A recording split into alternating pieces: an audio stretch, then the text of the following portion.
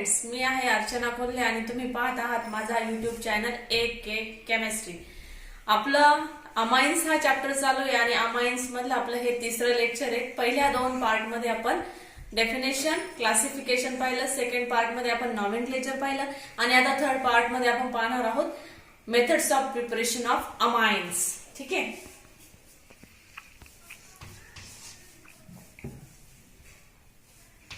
Preparation of amines.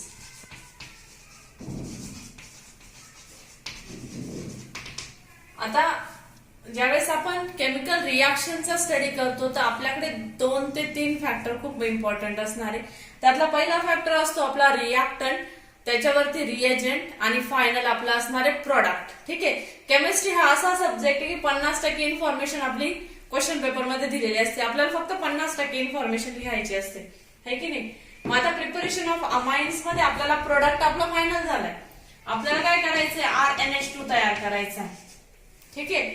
पण ह्या साइडला जे काही असणार आहे रिएक्टंट साइड आणि ह्या एरो वरती जे लिहायचंय आपल्याला रिएजंट, त्याच्यावरती आपल्याला अभ्यास करायचा आहे. ठीक आहे. टोटल त्याच्या 4 ते 5 मेथड्स आहेत. ते आपल्याला इझिली ह्याच व्हिडिओमध्ये सर्वच्या सर्व कव्हर होतील आणि तुमच्या त्या रिएक्शन पण कम्प्लीट होतील. मग पहिली जी आपली रिएक्शन असणार आहे ती आहे अमोनोलिसिस ऑफ रिएक्शन. पहिली रिएक्शन असेल आपली अमोनोलिसिस ऑफ अल्किल हॅलाइड. आता बघा, असं जे नाव आहे ना अमोनोलिसिस ऑफ अल्किल हॅलाइड्स, याच्यामध्ये सिंपल दिलेलं आहे. अमोनोलिसिस म्हणजे अमाइन तयार करायचा. कोणापासून? अल्किल हॅलाइड पासून. म्हणजे आपलं काम तर सोपं झालं. हा झाला आपला अल्किल हॅलाइड, त्याच्यापासून आपल्याला तयार करायचं आहे अमाइन. मग आपलं काम कुठे आलं? फक्त इथे. करेक्ट. मग त्याचं जे काम करायचं असेल तर इथे NH3 ची रिएक्शन होणार. मग सिंपल आपली रिएक्शन काय असणार आहे? Alkyl halides when heated with ammonia it gives corresponding primary amines. For example, मी जर मिथाइल ब्रोमाइड घेतला आणि त्याची रिएक्शन NH3 बरोबर केली तर मला मिळेल CH3NH2. जर मी इथाइल ब्रोमाइड घेतला CH3CH2Br आणि त्याची रिएक्शन NH3 बरोबर केली तर आपल्याला मिळेल C2H5NH2 इथाइल अमाइन. करेक्ट. पण आता कसं असतं, ज्यावेळेस आपण रिएक्शन पाहतो त्याचे ऍडव्हान्टेज जसे आहेत की अल्किल हॅलाइड रिएक्ट होतो अमोनिया बरोबर आणि आपल्याला मिळतो प्रायमरी अमाइन. पण इतकं ते सोपं नसतं, त्याला ही काही लिमिटेशन्स येतात. ठीक आहे. मग या रिएक्शनचं एक लिमिटेशन असणार आहे ते असं की ज्यावेळेस आपण अल्किल हॅलाइड घेतो आणि अमाइनची रिएक्शन करतो त्यावेळेस तो जो प्रोडक्ट आपल्याला मिळतोय प्रायमरी अमाइन, त्या स्टेपला रिएक्शन स्टॉप होत नाही. जर इथे अल्किल हॅलाइडचे मॉलिक्युल्स जर एक्सेस क्वांटिटी मध्ये असेल तर प्रायमरी अमाइन तयार झाल्यानंतर तो प्रायमरी अमाइन फर्दर रिएक्ट होतो परत आपल्या अल्किल हॅलाइड बरोबर आणि त्याच्यापासून सेकंडरी अमाइन तयार होतो. परत सेकंडरी अमाइन काय करतो, अजून तिसऱ्या मॉलिक्युल बरोबर रिएक्ट होतो आणि ट्राय अल्किल अमाइन तयार करतो. परत अजून एकासोबत रिएक्ट होतो आणि त्याच्यापासून टेट्रा क्वाटर्नरी अमोनियम सॉल्ट तयार करतो. ठीक आहे. म्हणजे ही एक लिमिटेशन असणार आहे. ऑब्विसली आता that depends on quantity of alkyl halides. जर अल्किल हॅलाइड्सची क्वांटिटी आपण एक्सेस मध्ये जर घेतली तर आणि तरच आपल्याला शेवटपर्यंत जे काही रिएक्शन कंप्लीट होते तोपर्यंत आपल्याला मिक्सचर ऑफ प्रोडक्ट मिळेल. मग जर प्रायमरी, सेकंडरी, टर्शरी आणि क्वाटर्नरी जर एकाच प्रोडक्ट मध्ये मिळत असले तर आपल्याला परत सेपरेशनचा प्रॉब्लेम आला, है की नाही. म्हणून ही एक लिमिटेशन असणार आहे ह्या रिएक्शनचं. अदरवाइज रिएक्शन सोपी आहे. त्यातही आपल्याला काय लॅबमध्ये ते तयार करायचं नाही, पेन चालवायचं आहे आणि पेन चालवताना आपल्याला ही इझी जाते. बरोबर. Alkyl halide reacts with ammonia, it gives primary amine. ही झाली आपली पहिली रिएक्शन. मग इकडे तुम्हाला कितीही मोठे एक्झाम्पल्स दिले तरी काही फरक पडत नाही. ठीक आहे. हे तुम्ही सॉल्व्ह करायचे. नंतरची रिएक्शन आपण पाहूया.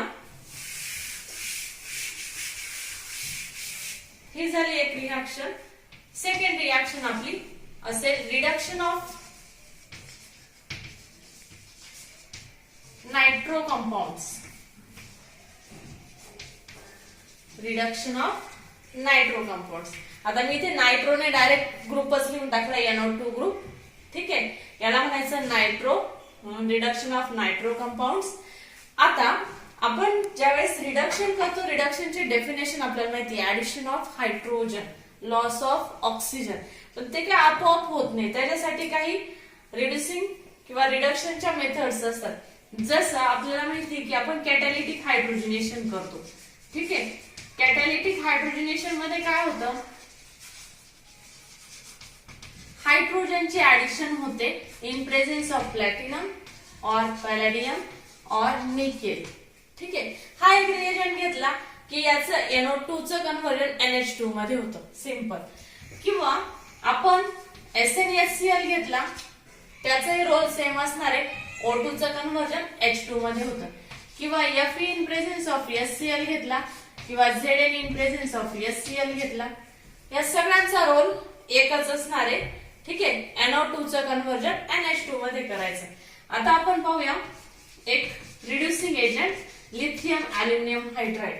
रिड्युसिंग एजंट मध्ये हा जो रिएजंट दिसतो ना, हा खूप स्ट्रॉंग रिएजंट आहे, म्हणजे याच्या पुढे कोणाचं चालत नाही. जर तुम्ही NO2 ग्रुप घेतला तर त्याला पण रिड्यूस करतो, अल्डिहाइडला पण रिड्यूस करतो, कीटोनला पण रिड्यूस करतो, अगदी कार्बोक्सिलिक ऍसिडला सुद्धा हा रिड्यूस करतो. बाकीचे जे रिएजंट असणार ते अल्डिहाइड कीटोनला इझिली रिड्यूस करतात, पण कार्बोक्सिलिक ऍसिड पर्यंत कोणीच पोहोचत नाही. हा एकमेव रिएजंट असा आहे की तो कार्बोक्सिलिक ऍसिडला रिड्यूस करतो. हा स्ट्रॉंग रिड्युसिंग एजंट असणार आहे आणि तो इम्पॉर्टंट असेल ह्या NO2 ला NH2 मध्ये कन्व्हर्ट करण्यासाठी. ठीक आहे, मग आता मी सगळ्या प्रत्येक रिएजंट साठी रिएक्शन लिहित नाही बसत, तुम्हाला इथे रिएजंट्स दिलेले आहेत. फक्त मी यातला एक फॉर एक्झाम्पल म्हणून SnHCl घेते, बाकी यातला कोणताही एक टाकला रिएजंट की तुम्हाला प्रोडक्ट मध्ये NO2 चं कन्व्हर्जन NH2 मध्येच मिळेल. ठीक आहे, जनरल रिएक्शन आपण पाहूया.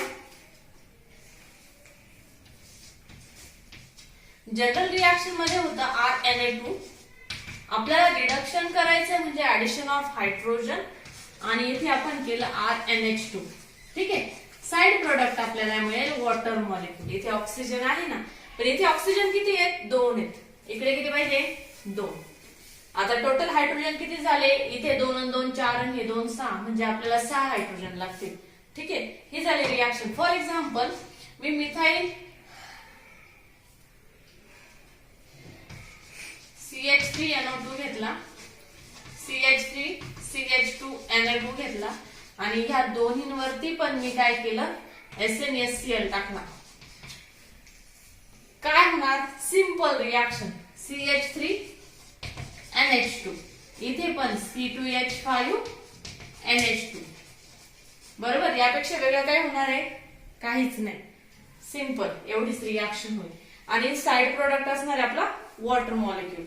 ओके, नेक्स्ट आपण पाहूया. आतापर्यंत आपल्या 2 मेथड्स झाल्या.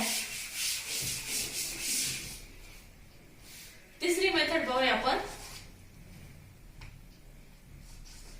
Reduction of alkyl cyanide.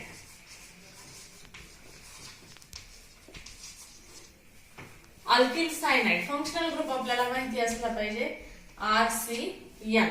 याचं रिडक्शन होणार. ठीक आहे, अल्किल सायनाइडला सोडियम आणि इथेनॉल सोबत जर रिएक्ट केलं, sodium in presence of ethanol, तर याचं डायरेक्ट रिडक्शन होतं आणि RCH2NH2 मिळतो.